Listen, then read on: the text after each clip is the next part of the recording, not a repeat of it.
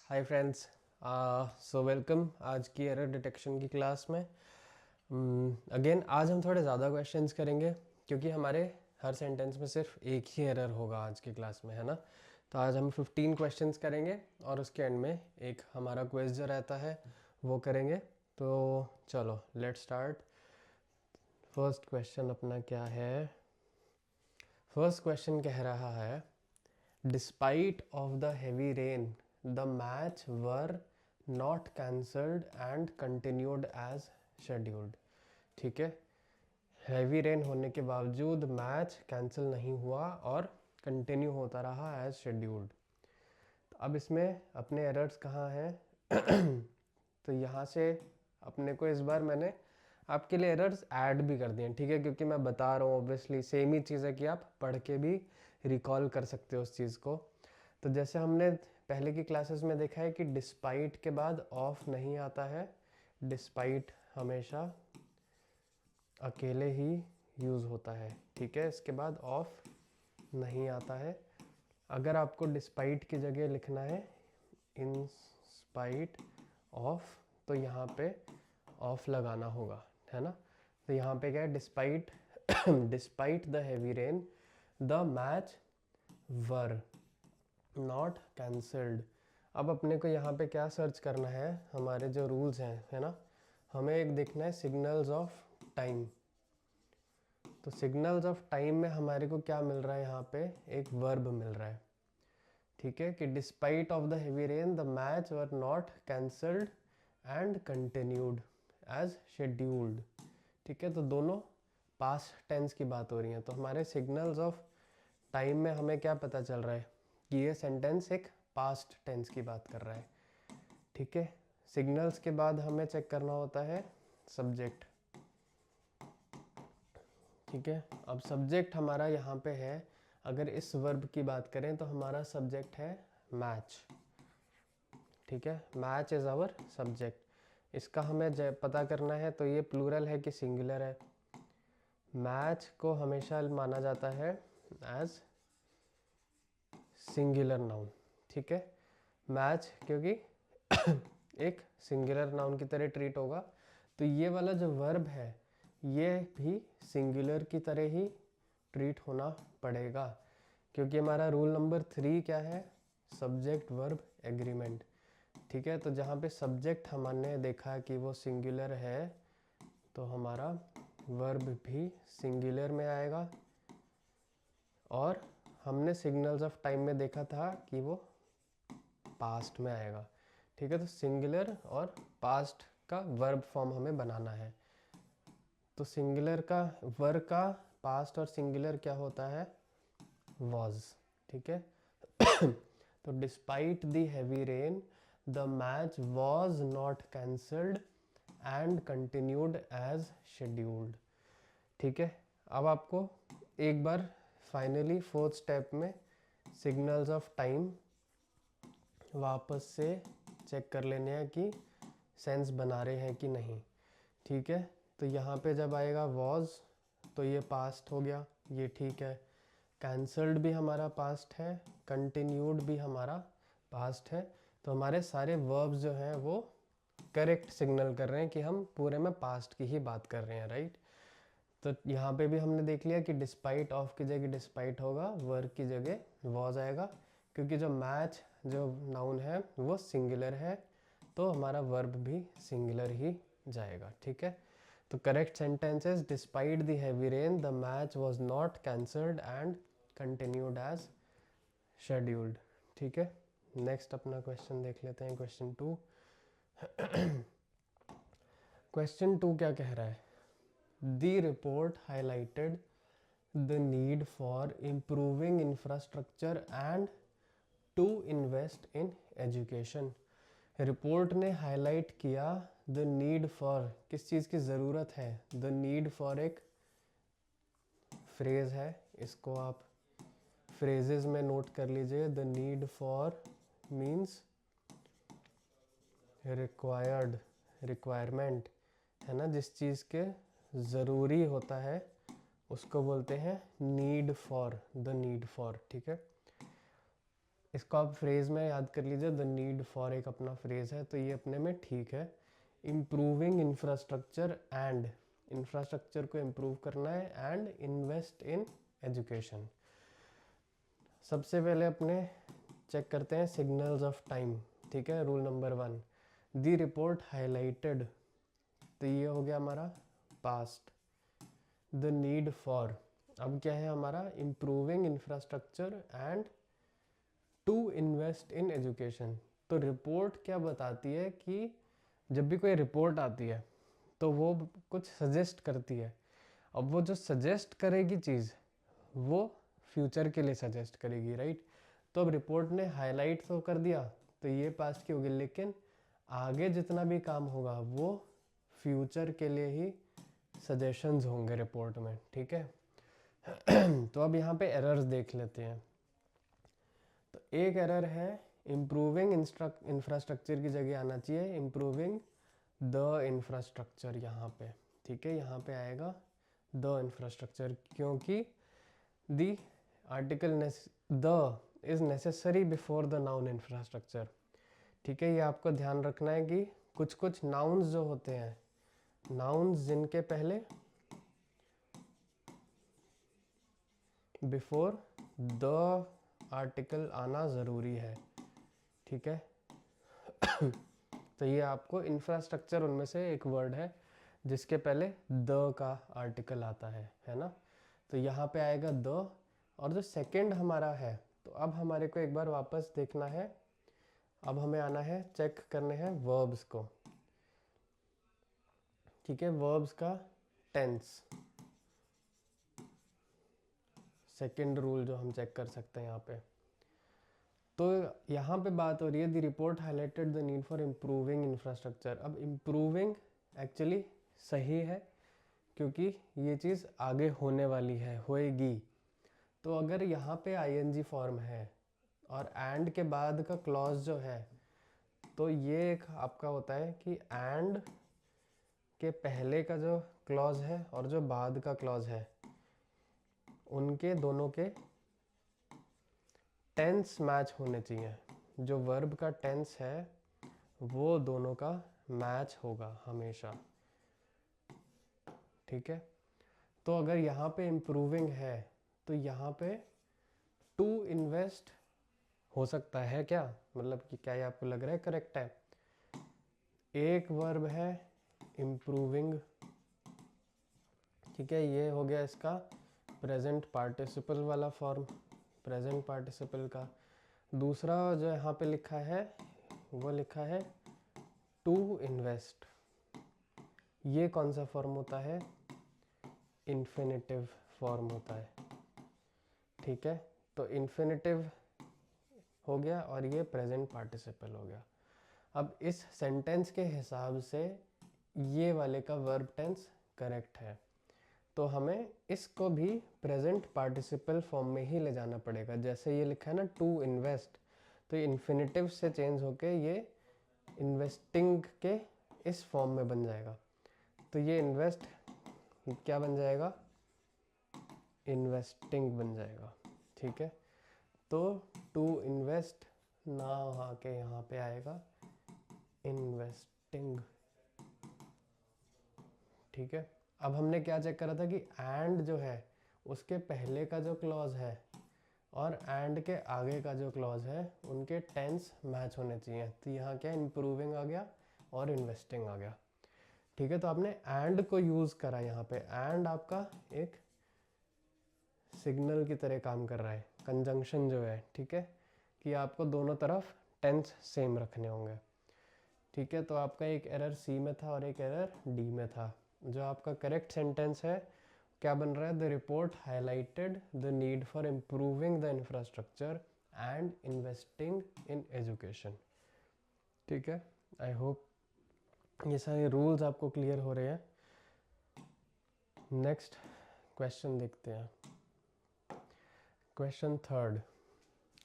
ऐसे क्वेश्चंस हमने पहले की क्लास में भी लिए हैं, ठीक है। शी इज़, अब यहाँ पे अपना आ गया वन ऑफ द, ठीक है। हमने ऐसे फ्रेजेस पढ़े हैं, one of the, one of many, one from the. तो इसमें क्या है, हमेशा वन ऑफ द की बात हो रही है, मतलब जो भी सब्जेक्ट है वो सिंगुलर है, वन है। लेकिन इसके आगे जो भी आएगा, वन ऑफ द के बाद जो भी सब्जेक्ट होगा वो हमेशा प्लूरल फॉर्म में ही जाना है।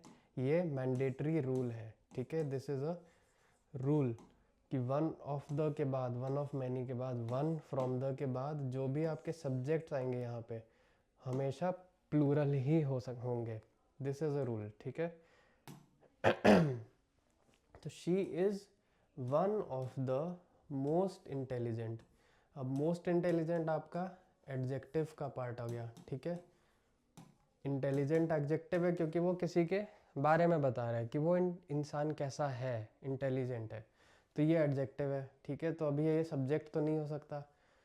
She is one of the most intelligent women I have ever met, ठीक है। तो अब इस वन ऑफ द के बाद सब्जेक्ट कौन सा आया, नेक्स्ट वुमेन आया। हमने क्या पढ़ा है, वन ऑफ द के बाद जो भी सब्जेक्ट आता है वो हमेशा प्लूरल में आता है। दिस इज द रूल, ठीक है। ये इसका रूल है कि ये प्लूरल होगा। अब वुमेन क्या है यहाँ पे, सिंगुलर है ना, तो इसको आपको चेंज करके ई लगाना होगा, ये बन जाएगा women I have ever met, ठीक है। ये पार्ट बिल्कुल ठीक है क्योंकि आई हैव, अगर आप एवर भी हटा सकते हैं तो आई हैव मेट, ये भी ठीक है कि she is one of the most intelligent women I have met, मतलब मैं अभी तक जिनसे मिली हूँ उनमें से she is one of the most intelligent. Ever met का भी ये मतलब होता है कि मैं ओवरऑल जितने भी सबसे भी मिली हूँ उनसे हो सकता है, ठीक है। तो करेक्ट सेंटेंस क्या है, she is one of the most intelligent women I have ever met. Next अपना क्वेश्चन है question 4। The teacher advised the students to work hard for the exams if they want to succeed, ठीक है।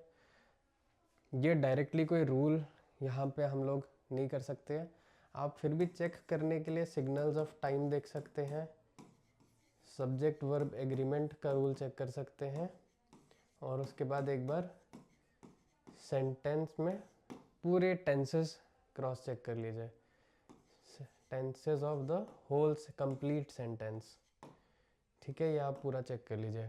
तो अगर signals of time देखते हैं तो teacher advised the students, ये हमारा आ गया यहाँ से पास्ट, ठीक है। सब्जेक्ट वर्ब एग्रीमेंट में इस वर्ब का था हमारा सब्जेक्ट टीचर, ये क्या है, सिंगुलर, और हमारा वर्ब भी बिल्कुल करेक्ट हुआ है यहाँ पे।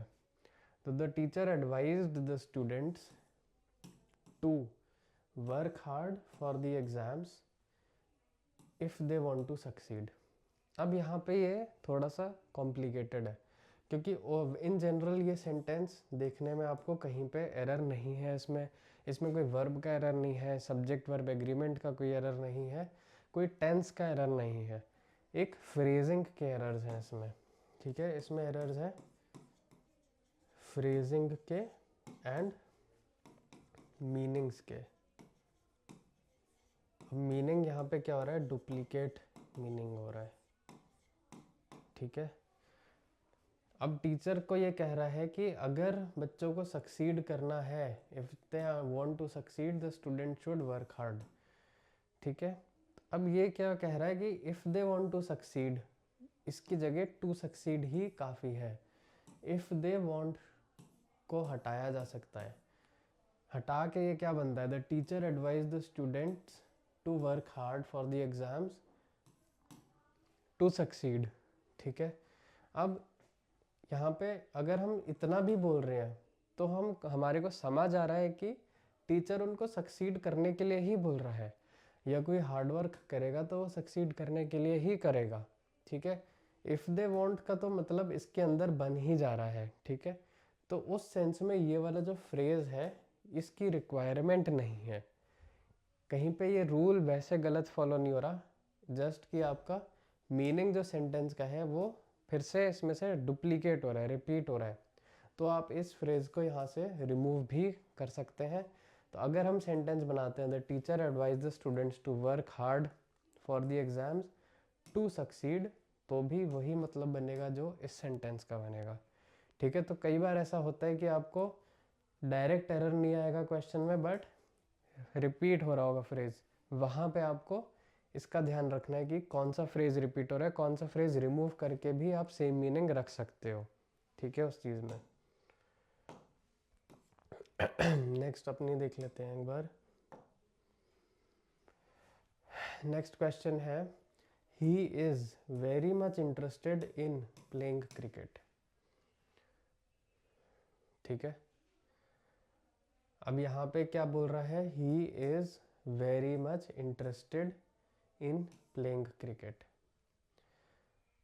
यहाँ पे जो ये वर्ड्स हैं very much, you know normally हम लोग इंग्लिश में कभी बोलते बोलते I very much want this, या फिर हम 2 बार यूज़ कर लेते हैं, क्योंकि जब हम एक हाई डिग्री की बात कर रहे हैं एडजेक्टिव्स में, ठीक है। अब इंटरेस्टेड क्या है यहाँ पे, एडजेक्टिव है। एडजेक्टिव के पहले हमें क्या लगाना पड़ता है, एक एडवर्ब लगाना पड़ता है। एडवर्ब्स की हमने देखी है कि अलग अलग डिग्रीज होती है, बट यहाँ पे वेरी और मच दोनों का एक सेम डिग्री की बात हो रही है, दोनों ज़्यादा करने की बात कर देते हैं। तो हमें वेरी या मच में से कोई एक को ही यूज़ करना चाहिए, दोनों लिखने की ज़रूरत नहीं है, ठीक है। तो आपको यहाँ पे क्या टेस्ट करना था कि आपका जो एडजेक्टिव है, एडजेक्टिव प्लस एडवर्ब का जो रिलेशन है, ये वाला आपको रूल चेक करना है, ठीक है, एडजेक्टिव और एडवर्ब का। तो यहाँ पे आप मच हटा कर भी अगर लिखेंगे कि he is very interested in playing cricket, तो ये सेंटेंस करेक्ट रहेगा, ठीक है। अब यहाँ पे इन ही आएगा, इंटरेस्टेड इन, ठीक है, ये वाला एज अ फ्रेज फ्लो में चल रहा है। प्लेइंग क्रिकेट मतलब उसको क्रिकेट खेलना पसंद है, ओवरऑल इन जनरल उसको क्रिकेट खेलना काफ़ी पसंद है। तो यहाँ पे कोई टेंस की बात नहीं हो रही है, वो इंटरेस्टेड है पूरे टाइम पे, लॉन्ग टर्म की बात हो रही है, ठीक है। तो ये वर्ब में भी कोई प्रॉब्लम नहीं है, वर्ब बिल्कुल ठीक है।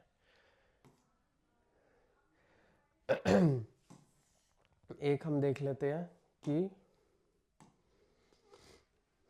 ये हम देख लेते हैं एक बार, just a reminder for our classes. तो इंडियन एक्सप्रेस का एडिटोरियल रिव्यू की वीडियो डेली 2 बजे इस चैनल पे आ जाती है यूट्यूब पे, और एरर डिटेक्शन की क्लास डेली 6 बजे इस चैनल पे आ जाती है। ये आपके हो गए फ्री सेशन सारे।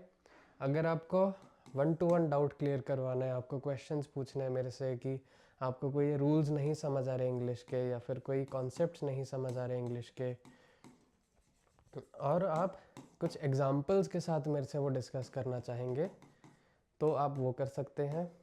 अगर आपको इन सारी क्लासेस के पीडीएफ में फॉर्मेट चाहिए, वो आपको वीकली मिल जाएगी, मैं बना के भेज दूंगा।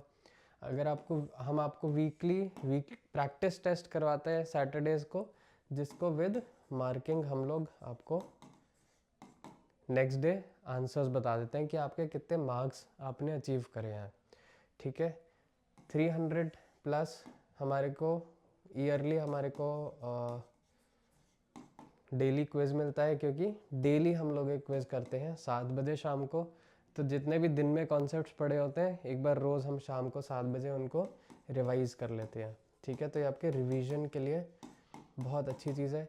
इवन वीकली क्लासेस आपके रिवीजन के लिए बहुत अच्छी चीज़ है, और 1000+ ईयरली क्लासेस वो तो आपको इसके थ्रू मिल ही जाती हैं, है ना।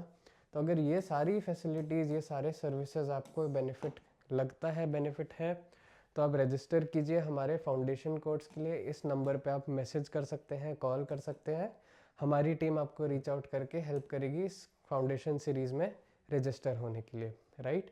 इसका कॉस्ट बिल्कुल ही मिनिमल है, 500 रुपीज़ फॉर 1 ईयर, है ना। तो 500 रुपीज़ अगर आप देते हैं 1 साल के लिए तो आपको ये सारे कंटेंट मिल जाते हैं, सारे फैसिलिटीज़ मिल जाती हैं, ठीक है। ओके चलिए चलते हैं नेक्स्ट क्वेश्चन पे। हमारा नेक्स्ट क्वेश्चन क्या कह रहा है? नेक्स्ट क्वेश्चन हमारा कहता है the number of students who attended the lecture were quite large. ठीक है, जो बच्चों ने जो अटेंड करा लेक्चर वो काफ़ी ज़्यादा था। ठीक है, अब यहाँ पे एक हमारा क्या बनता है, फ्रेज। ये हमारा क्या बनता है, एक फ्रेज, नंबर ऑफ। ठीक है, इस यहाँ पे आता है आपका सब्जेक्ट। यहाँ पे जैसे हमने लिखा स्टूडेंट्स, यहाँ पे कुछ भी हो सकते हैं, द नंबर ऑफ एप्पल्स हो सकता है, द नंबर ऑफ बॉक्सेस हो सकता है। यूजुअली कोई भी आप नाउन लगा सकते हैं, जो काउंटेबल नाउन होगा उसको आप नंबर ऑफ की जगह इसके बाद लगा सकते हैं। ठीक है, लेकिन यहाँ पे हमें क्या ध्यान रखना है कि जो ये फ्रेज है नंबर ऑफ का, ये हमेशा नंबर ऑफ स्टूडेंट्स का, ये हमेशा एज अ सिंगुलर नाउन ही ट्रीट होगा। क्यों? क्योंकि ये एक ग्रुप बन गया है। ठीक है, तो जब भी ग्रुप बनता है तो वो हमेशा सिंगुलर नाउन की तरह ट्रीट होता है। तो अब सिंगुलर नाउन में हमें क्या पता है, सब्जेक्ट वर्ब एग्रीमेंट से, कि हमारा इसके आगे जो भी वर्ब आएगा वो भी सिंगुलर फॉर्म में ही आएगा। ठीक है,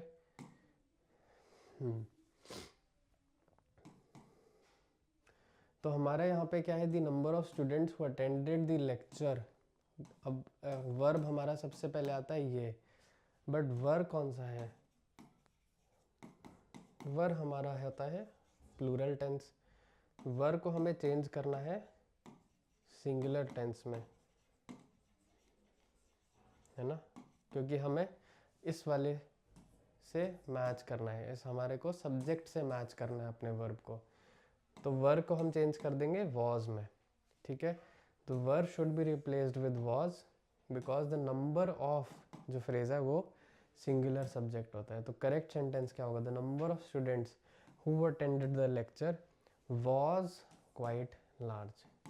ठीक है, आई होप आपको ये वाला रूल क्लियर हो गया है कि नंबर ऑफ के बाद जो भी वर्ब यूज होगा वो सिंगुलर फॉर्म में यूज होगा। नेक्स्ट अपना क्वेश्चन देख लेते हैं। नेक्स्ट क्वेश्चन देख लेते हैं। Each of the applicants were interviewed by the panel. ठीक है, अगेन ये हमारे हमने फ्रेजेस अभी रिसेंटली भी देखा था, तो एक हमने फ्रेज फिर से देखा, ईच ऑफ द। ठीक है, ईच ऑफ द के बाद जो भी आपका आता है, तो ईच मतलब 1 पर्सन, है ना, सिंगल पर्सन। बट ये जो हाथ होता है ये हमेशा प्लूरल होगा, ये हमेशा मैनी होगा, क्योंकि बहुत से लोगों में से एक, इस फ्रेज का ये मतलब बन रहा है, बहुत सारे लोगों में से एक। ठीक है, अब इसके बाद क्या होगा, वर। लेकिन इसके बाद का जो वर्ब है ये हमेशा इस वाले नाउन को ही मैच करेगा। ये वाला वर्ब इसको मैच नहीं करता है, इस फर्स्ट वाले को मैच करता है, ईच ऑफ द को। ठीक है, तो ईच क्या है, सिंगुलर, तो ये वर्ब भी हमारा क्या होना चाहिए, सिंगुलर। ठीक है, वर्ब को हम अगर सिंगुलर करते हैं तो क्या बन जाता है, वॉज। ठीक है, तो verb should be replaced with was because each of refers to a single individual from a group. ठीक है, was interviewed, ये ठीक है क्योंकि past tense की ही बात हो रही है, तो हमारा जो signals of time है उसके हिसाब से देखें तो was interviewed by the panel। ठीक है, अगर हम was नहीं लगाते यहाँ पे तो ये सेंटेंस क्या बन जाता, ठीक है, गलती नहीं करनी है, कि अगर हम बोलते each of the applicant interviewed by the panel, interviewed by the panel incomplete है, was interviewed by the panel, क्योंकि वो इंटरव्यू लिया गया था उन लोगों का। ठीक है, अगर इंटरव्यूड होता खाली, इसका मतलब एप्लीकेंट्स ने ये एक्शन किया है, लेकिन ये एक्शन पैनल ने किया है, इसलिए पहले एक वॉज भी आएगा बीच में।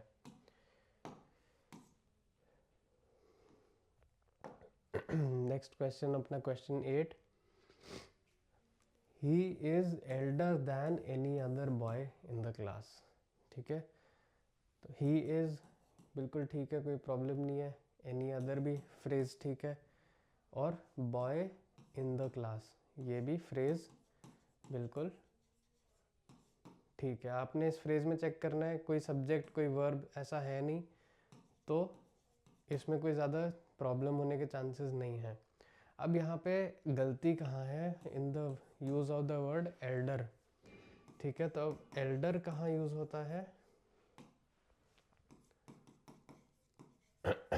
और ओल्डर कहाँ यूज़ होता है। एल्डर जनरली यूज़ होता है जब आप रिलेशन की बात करते हो, जैसे Elder brother, Elder child, Elder sister. ठीक है, तो जब दो लोगों की बात होती है लेकिन वो रिलेटेड होते हैं, जैसे ये दोनों रिलेटेड लोग अगर हैं, जैसे ना भाई बहन है या बच्चे हैं, तो वहाँ पे आप एल्डर को यूज़ करते हो रिप्रेजेंट करने के लिए। लेकिन जहाँ पे नो रिलेशन, जहाँ पे कोई रिलेशन नहीं है उन लोगों में, है ना, रैंडम लोग हैं, वहाँ पे आपको यूज़ करना होता है ओल्डर। ठीक है, ये एक रूल है, आपको ये याद रखना है रूल। तो यहाँ पे क्या है, he is elder than any other boy in the class. ठीक है, इसमें यहाँ पे क्लास में तो किसी में कोई रिलेशन तो नहीं होता है ना बॉयज़ में, तो यहाँ पे एल्डर का यूज़ नहीं होगा, यहाँ ओल्डर का यूज़ होगा। तो कैसे आएगा, एल्डर दैन को रिप्लेस करेंगे ओल्डर दैन से। ठीक है, he is older than any other boy in the class. ठीक है, नेक्स्ट क्वेश्चन कह रहा है, the movie was so boring that I felt sleep. ठीक है, तो अब यहाँ क्या है, द मूवी वॉज, यहाँ पे आप ना सिग्नल्स ऑफ टाइम में देखते हैं तो ये पास्ट टेंस की बात हो रही है, तो हमारे जितने भी वर्ब्स आएंगे वो सारे पास्ट टेंस में ही चलेंगे। जो हमारा सेंटेंस पूरा है वो पास्ट की बात कर रहा है, क्योंकि ये फ्रेज जो है इसमें पास्ट की बात हो चुकी है। The movie was so boring. ठीक है, बोरिंग हो गया हमारा एडजेक्टिव, सो क्या हो गया हमारा एडवर्ब। सो बोरिंग एडवर्ब क्या हो गया, क्योंकि बोरिंग तो नॉर्मल चीज़ है, सो बोरिंग मतलब बहुत ही बोरिंग था। ठीक है, दैट आई, दैट क्या हुआ preposition, that I felt sleep. इसको आंसर करने के दो तीन अलग अलग तरीके हो सकते हैं, अब डिपेंड करता है आपको ऑप्शंस में क्या आता है। अब ये पार्ट गलत क्यों है, क्योंकि फेल्ट स्लीप कोई मतलब नहीं बना। फेल्ट मतलब फील का पास्ट टेंस है, फील करना मतलब मुझे ऐसा लगा, मुझे ऐसी फीलिंग सी आ रही है, मुझे कैसा लगा, स्लीप, स्लीप नहीं लगा, स्लीप तो वर्ब हो गया। स्लीप की जगह यूज़ होता है वर्ड स्लीपी। क्यों, आप स्लीपी एडजेक्टिव है कि आपको अपनी फीलिंग डिस्क्राइब करनी है ना, तो फीलिंग यहाँ पे आपका बन गया वर्ब, एडजेक्टिव फॉर्म आएगा, सॉरी, है ना। यहाँ पे फेल्ट स्लीप गलत है। इसको आप एक दूसरे तरीके से भी लिख सकते हैं, the movie was so boring that I, एक ऑप्शन है कि आप इसको बोल सकते हो फेल स्लीप, कि मुझे नींद ही आ गई। अब सब कुछ लेकिन पास्ट टेंस में ही रहेगा। स्लीप का पास्ट टेंस हुआ स्लीप, आई फेल स्लीप, फेल, सॉरी, सब कुछ पास्ट टेंस में रहेगा, तो स्लीप का स्लीप हो जाएगा और फेल का फेल्ट, फेल्ट का फेल हो जाएगा। इसका दूसरा वे जो आप लिख सकते हैं वो होता है, the movie was so boring that I started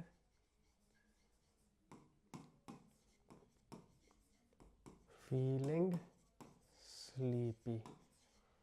ठीक है, ये भी ठीक है कि मुझे वो होने लगी, ऐसी फीलिंग शुरू होने लगी।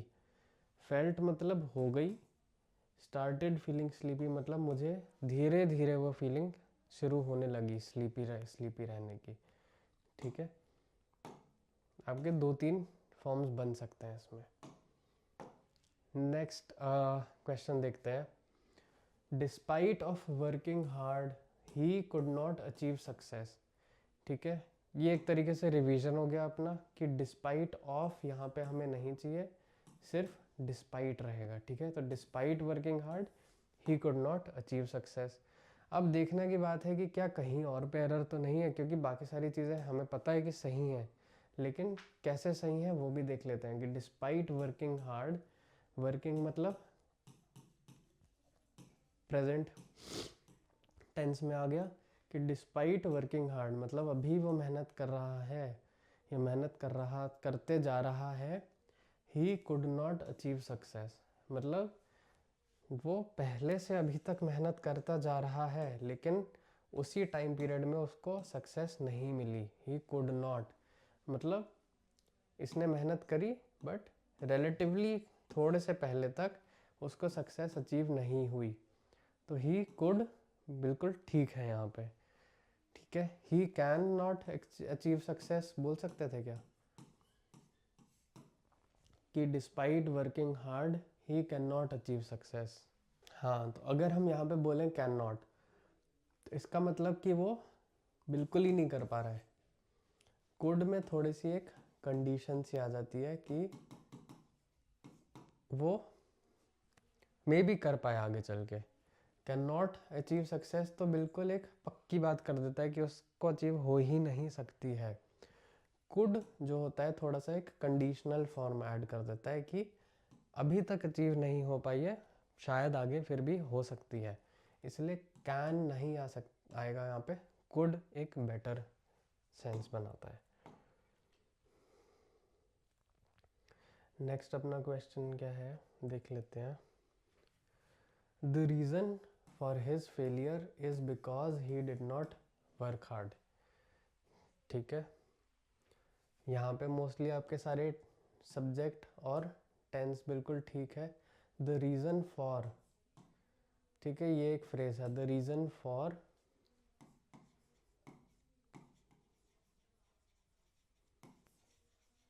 द रीज़न फॉर ये भी आपका एक फ्रेज है।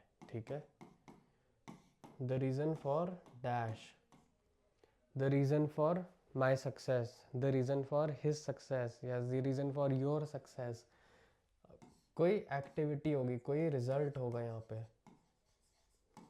अब लेकिन और इसके बाद क्या आएगा, the reason for dash is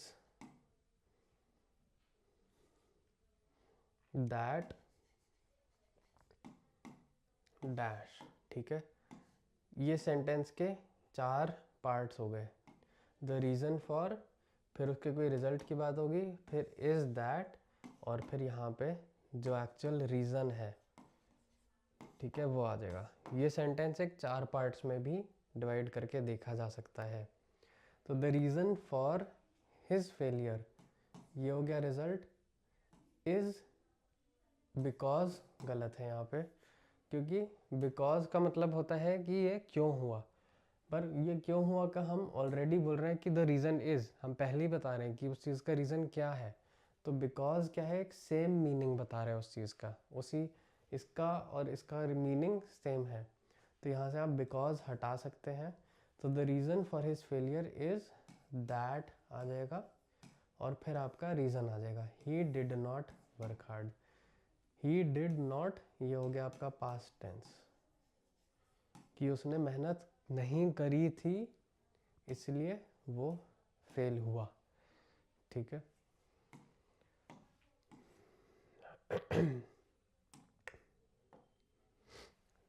next अपना क्वेश्चन देखते हैं, question 12। He is one of the few student who has passed the exam. ठीक है, इस टाइप के क्वेश्चन हमने करे हुए हैं, बट एक बार फिर से देख लेते हैं। ये वन ऑफ द वाला फ्रेज है, वन ऑफ द डैश, तो ये है सिंगुलर, ये यहाँ पे जो आएगा वो आएगा प्लूरल। ठीक है, बड़े सिंपल से आपको रूल्स याद करने हैं, आपको कुछ एक्स्ट्रा सोचना नहीं है। He is one of the dash who, फिर यहाँ पे आएगा एक वर्ब, हु डैश हैज़, और फिर यहाँ पे कोई आएगा एक्शन या एक्टिविटी या रिजल्ट, यहाँ पे आएगा रिजल्ट। ठीक है, ही इज़, फिर वन ऑफ द, फिर यहाँ पे आएगा एक प्लूरल कोई सा वर्ब या प्लूरल नाउन जो कि फॉलो होगा हु से, हु, फिर एक आएगा वर्ब, फिर आएगा रिजल्ट। ये इस सेंटेंस के ऐसे ही पार्ट्स बनेंगे हमेशा। तो he is one of the few student, अब यहाँ पे हमने क्या देखा था, he is one of the, अगर मान लीजिए यहाँ फ्यू भी ऐड कर देते हैं कि मतलब फ्यू मतलब कुछ लोग, मतलब हो सकता है 10 लोग हों, 4 लोग हों, 5 लोग हों, कि कुछ लोगों में से he is one of them. तो इसके बाद क्या होता है, प्लूरल नाउन आना ज़रूरी है। तो he is one of the के बाद स्टूडेंट सिंगुलर है, इसको हमें चेंज करना है प्लूरल में। तो he is one of the few students who, अब ये हैज़ आएगा कि हैव आएगा। अब यहाँ पे आप कंफ्यूज हो सकते हैं कि हैज़ को मैं ही से मैच कर दूँ, लेकिन यहाँ पे वन ऑफ द फ्यू की बात हो रही है। तो वन ऑफ द फ्यू मतलब कुछ लोग हैं, एक से तो ज़्यादा ही हैं, है ना। तो इसका मतलब हो सकता है 3 हो, 5 हो, 10 हो लोग हों, लेकिन एक से ज़्यादा। तो ये जो वर्ब है वो इसके साथ जाएगा। तो यहाँ पे हैज़ गलत हो गया, यहाँ पे हैव आना पड़ेगा क्योंकि प्लूरल फॉर्म हो गया वो हैज़ का। ठीक है, has should be replaced with have. तो when using one of the verb agrees with the plural noun following it. ठीक है, अगर यहाँ पे हो, अब ये यहाँ पे हैज़ कब आता है ये भी हम लोग एक बार देख लेते हैं। अगर he is the only one, he is the only one of the students, तो यहाँ पे हैज़ आता है क्योंकि सिर्फ एक इंसान ने ही पास करा है। ठीक है, he is the only one person who has passed it, तो ये सिंगुलर की तरह चलता। ठीक है, बट यहाँ पे he is one of the key बात हो रही है, तो ये सिंगुलर नहीं चल पाएगा। नेक्स्ट क्वेश्चन देखते हैं। The committee have decided to postpone the meeting. ठीक है, यहाँ पे देख के आपको देखते ही पता चल जाता है वैसे तो कि सब्जेक्ट वर्ब एग्रीमेंट का ही कोई एरर है। सब्जेक्ट वर्ब एग्रीमेंट में क्या आपका पहले ढूंढना है सब्जेक्ट। सब्जेक्ट क्या है, कमिटी। कमिटी किस टाइप का नाउन माना जाता है, सिंगुलर नाउन माना जाता है। क्यों, क्योंकि एक ग्रुप है। ठीक है, फ्रेंड्स हो गया, फ्रेंड्स हो गया, या कोई भी ग्रुप होता है या कंपनी होती है, कोई भी जब बड़ी चीज़ है जिसमें बहुत सारे लोग हैं वो हमेशा एक सिंगुलर वे में माना जाता है, उसको एक एंटिटी मानते हैं। तो सब्जेक्ट वर्ब एग्रीमेंट में कमिटी हैव डिसाइडेड, तब यहाँ पे हैव आपका प्लूरल फॉर्म में आ रहा है, तो प्लूरल फॉर्म नहीं आ सकता है, सिंगुलर फॉर्म आना पड़ेगा। तो इसको आपको चेंज करना है हैज़ डिसाइडेड पे। ठीक है, तो the committee has decided to postpone the meeting. ठीक है, ये दोनों बिल्कुल ठीक है, इसमें फ्रेजेस में कोई प्रॉब्लम नहीं है। तो आपको फ्रेज बाय फ्रेज चेक करते रहिए कि वर्ब सब्जेक्ट वर्ब एग्रीमेंट कहीं मिस हो रहा है कि नहीं।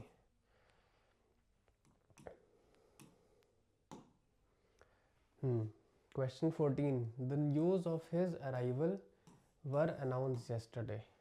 ठीक है, बहुत इजी है, अगेन ये वाला भी आपको रूल चेक करना है सब्जेक्ट वर्ब एग्रीमेंट। इसमें सब्जेक्ट क्या है हमारा, तो न्यूज़। ठीक है, न्यूज़ अगेन सिंगुलर नाउन होता है, तो इसके बाद हमारा वर्ब क्या जाएगा, वर्ब भी हमारा सिंगुलर जाएगा। ठीक है, अब आप देख लीजिए कि ये दोनों एग्रीमेंट में होने चाहिए सेंटेंस में। तो the news of his arrival, ठीक है, अब अराइवल तो हिज के लिए यूज़ हो रहा है, ठीक है, तो अराइवल को हमें यूज़ चेक नहीं करना है इसके साथ। ये जो वर है ये न्यूज़ के लिए यूज़ हो रहा है, ठीक है। The news of his arrival were, तो वर क्या है, प्लूरल हो गया, वर नहीं हो सकता है, अगेन यहाँ पे वॉज होगा, ठीक है, वॉज अनाउंस्ड येस्टरडे, राइट।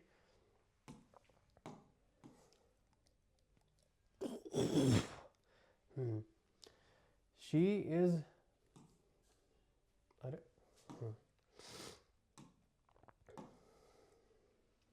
ठीक है, तो लास्ट क्वेश्चन देख लेते हैं इस क्लास का कि she is more visor then her sister,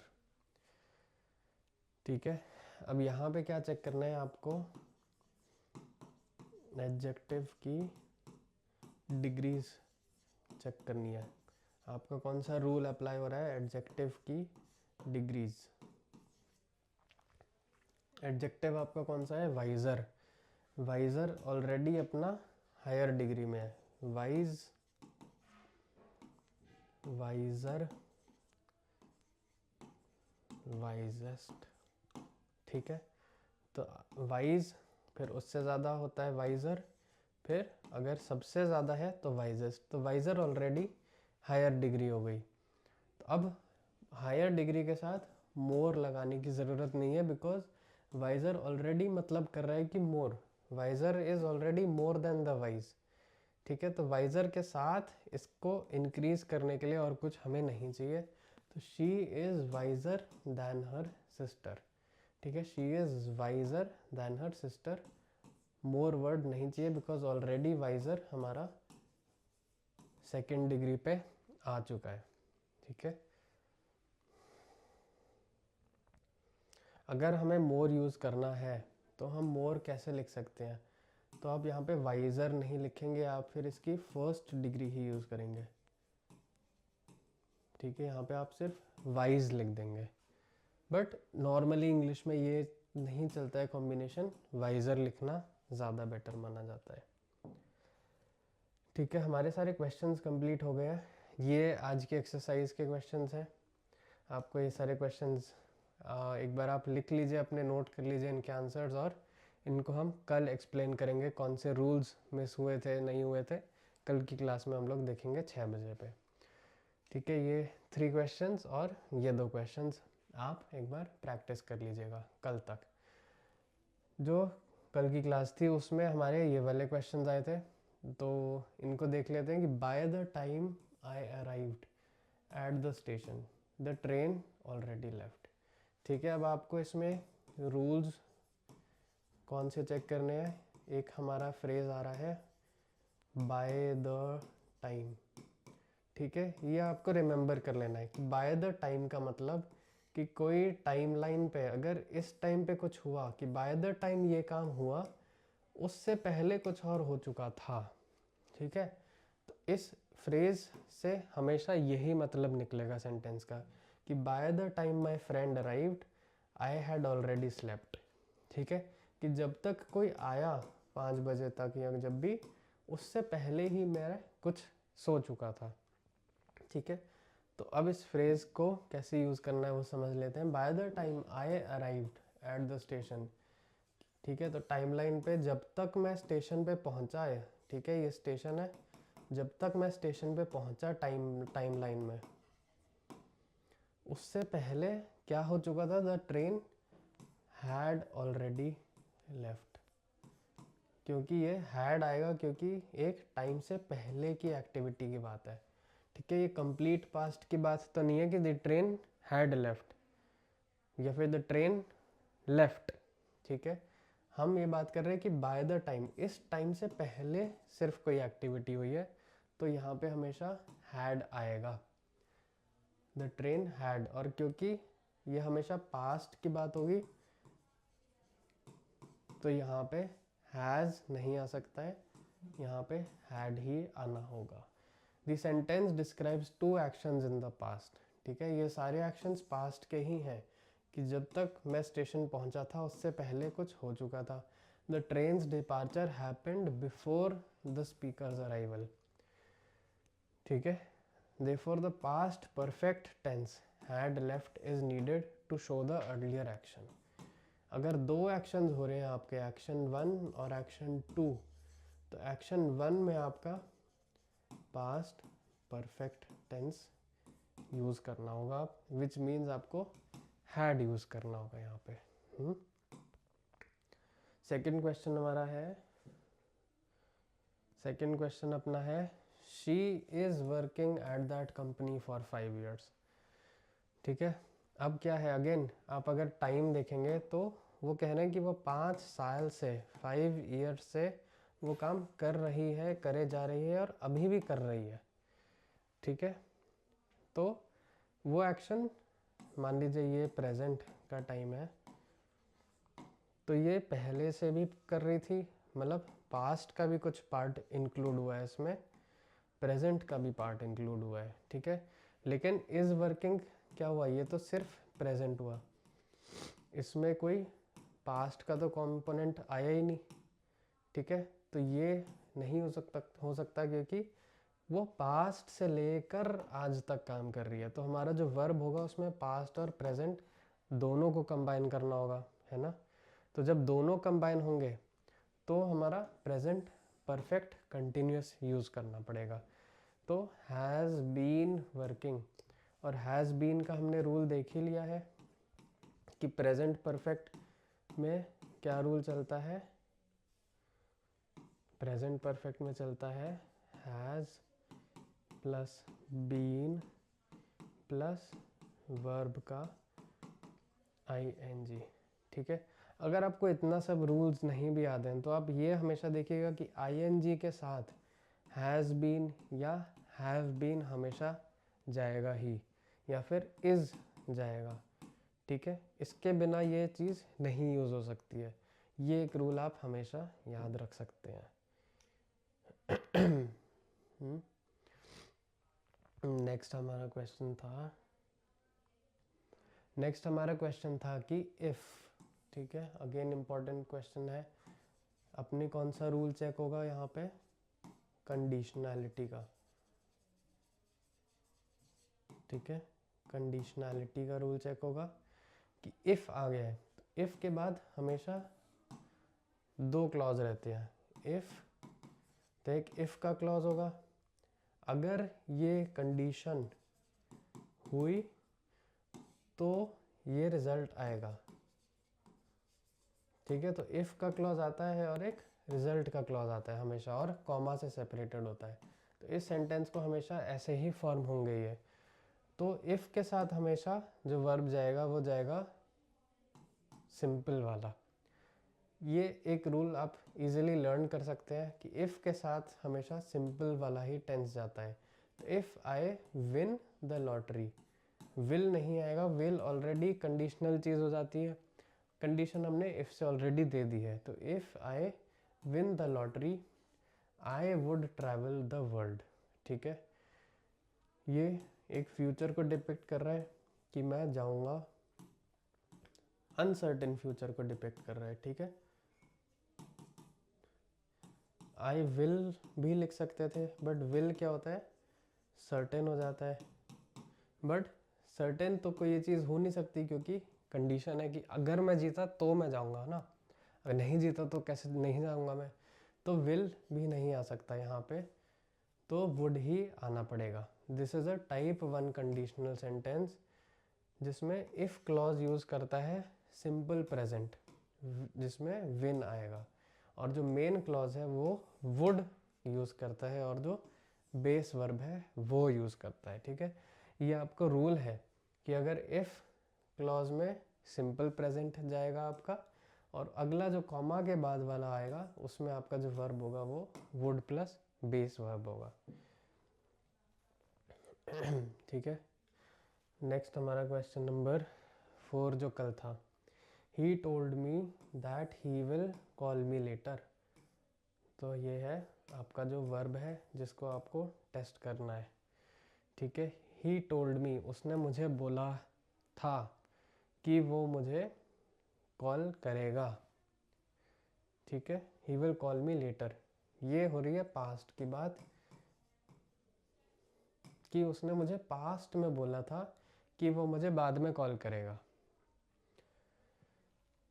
अब यहाँ पे हमारा विल और वुड दोनों ही एक तरीके से फ्यूचर की बात है कि इस एक्टिविटी के बाद ही टोल्ड मी, इसके बाद ये एक्टिविटी होगी, तो ये एक्टिविटी इससे रिलेशन में फ्यूचर में ही होगी, लेकिन the main clause is in the past tense.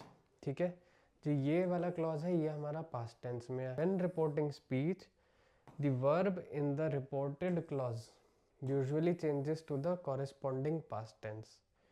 ठीक है, विल बिकम्स वुड। तो ये उसने क्या, जब ये पास्ट टेंस में है तो इसका वर्ब भी इसी को मैच करने के लिए पास्ट टेंस में ही बन जाएगा। तो यहाँ पे जो विल है वो बेसिकली वुड बन जाएगा। लास्ट क्वेश्चन जो हमारी कल की क्लास का था कि they are building a new bridge next year. ठीक है, अब यहाँ हमारा को सिग्नल क्या मिला टाइम का कि ये फ्यूचर में कोई चीज़ होने वाली है।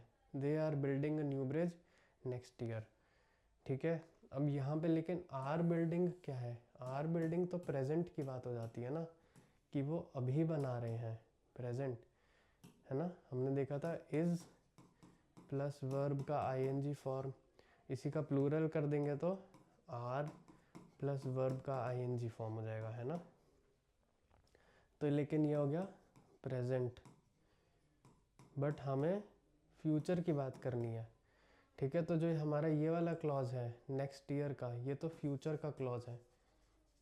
ठीक है, तो हमें इस एक्टिविटी को भी फ्यूचर में ही लाना पड़ेगा, तो विल बिल्ड। ठीक है, आर बिल्डिंग तो गलत ही है, क्या विल बी बिल्डिंग यूज हो सकता है, एक वे में ये भी चल सकता है कि they will be building a new bridge next year, मतलब एक कंटिन्यूस एक्टिविटी की बात हो रही है कि वो ब्रिज बना रहे होंगे। तो अगर उस सेंटेंस के कॉन्टेक्स्ट में ये मीनिंग बैठेगा कि दे विल बी बिल्डिंग, मतलब वो इस चीज़ को कंटिन्यूस वे में करेंगे, तो शायद ये पार्ट तो ये वाला चीज़ भी ठीक हो जाएगी। लेकिन अगर आप एक सिंपल वे में कहना चाहते हैं कि वो बिल्ड कर देंगे, एक सर्टेन चीज़ की बात करेंगे, एक एक्टिविटी सिर्फ सिंपली की बात करेंगे, तो विल बिल्ड चल जाएगा। विल बी बिल्डिंग मतलब वो काम होगा, शुरू होगा, फिर कंटिन्यूस चलेगा आगे चल के। तो अगर आपको लगेगा कि ये वाला सेंटेंस का मतलब आगे के फ्रेज से मैच करेगा, तो आपको ये सिलेक्ट करना होगा अगर ऐसा ऑप्शन आएगा तो। ठीक है, ठीक है, तो गाइस, तो फ्रेंड्स, अपनी ये वाली क्लास कंप्लीट होती है आज 6 बजे की। आई होप आपने ये सारे नोट्स बनाए थे, इसकी पीडीएफ सैटरडे को आप सबको मिल जाएगी।